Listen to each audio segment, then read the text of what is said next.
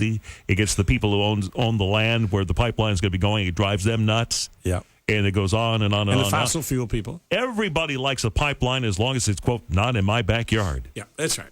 A couple issues let's talk about here. And, I've said I support it. This is the biggest renaissance of job creation for Virginia.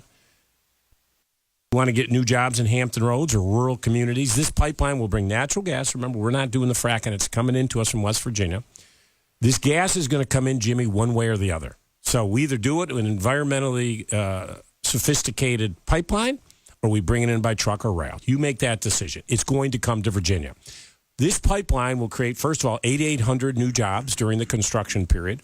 In addition, it's about $2.4 billion of new capital investment. Most importantly for me as governor, I can use this pipeline. We can take a spur off it anywhere we want to an advanced manufacturing facility. We can have cheap energy, which means we can bring jobs back from China. We can do it here. I'm negotiating a deal right now. I've been working on it for a long time. I'm so close. The only reason I'm in the game is because of this pipeline.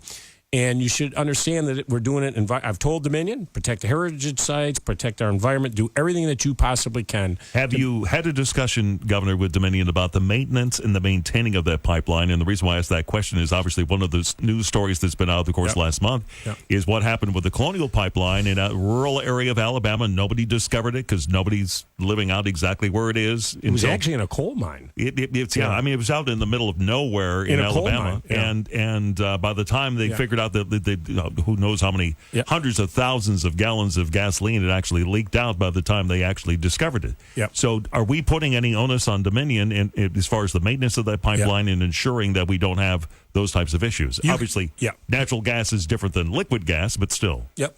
That was an old pipeline. You could not get that permitted today.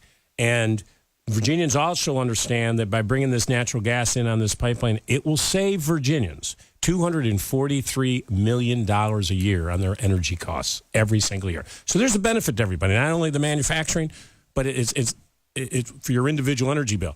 The other thing I want to make a point, and it's fine as I see the protesters come up, and I actually enjoy it. I love to see protesters. I engage with them. I talk to them.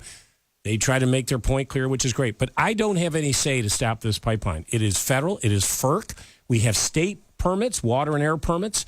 That's statutory. It's done by regulation determined by the General Assembly. They tell the DEQ what permit we can apply for, what standards. If Dominion applies and they meet the standard, they get the permit. If they don't, they won't get the permit.